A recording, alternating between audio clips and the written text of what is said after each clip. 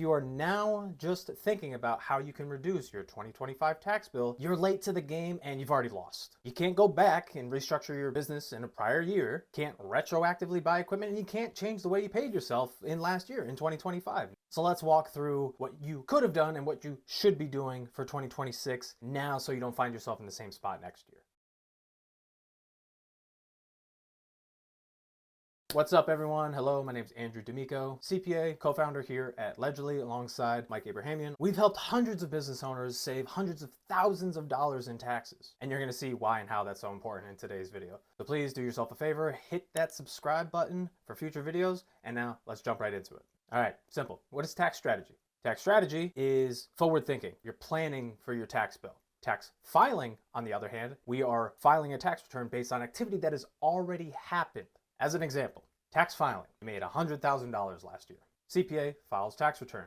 You owe $22,000 in tax. That's it. That is opposed to tax strategy. We say, hey, you're projected to make $100,000 in income. CPA, accountant, or advisor says to you, why don't we set up a retirement account, purchase a vehicle, and bonus depreciate it. So instead of owing $22,000, now maybe it's only $10,000 or $5,000 or even better, zero. So although your ship might have sailed for 2025 tax planning, what are you going to do this year? Make sure this doesn't happen to you again next year. Let's walk through this month by month.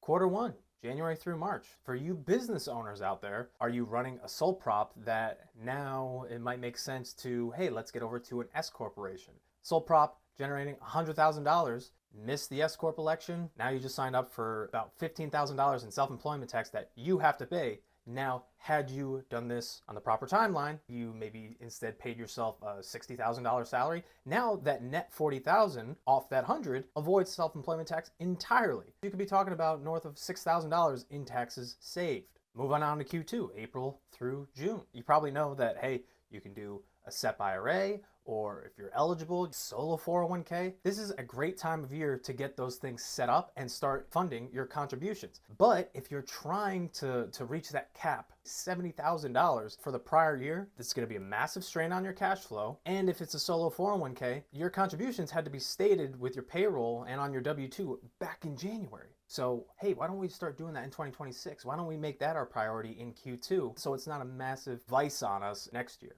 Now, what about as we get towards the end of the year, July, August, September? This could be a big time for a big equipment purchase. Start planning and buy that asset in Q3. Make sure it's in service by the end of the year. I don't care if you pay cash or if you finance it. Depending on your structure, a $50,000 piece of equipment could save you not only that 15.3% self-employment tax that you're subject to, but also your income tax, whatever bracket you're in. And then Q4, October, November, December, we got Thanksgiving, we got the holidays coming up. This is a must for you to go and find an advisor, and you need to do year-end planning in Q4, especially if you haven't met with them prior. You say, I'm on track to make over $100,000 this year. What can I do to lower my tax bill? And CPA comes to you with strategy. It says, let's max out your retirement accounts. Let's accelerate expenses. Insurance, why don't we prepay it now at the end of the year? Let's see if we can shift some income out of December and over into January. Those were just 4 quick things, but your CPA could be throwing another 15 at you that you could take advantage of. Working through the calendar year, you're talking about $25,000 in taxes that could be saved with tax strategy, not tax filing. Please, if you want help with any of these things, get over to our website and book a call with us. We'll build a 2026 tax plan for you so you're not scrambling this time come next year. Please leave us a like, subscribe to the channel, and we'll see you on the next video for some more real-world tax strategy.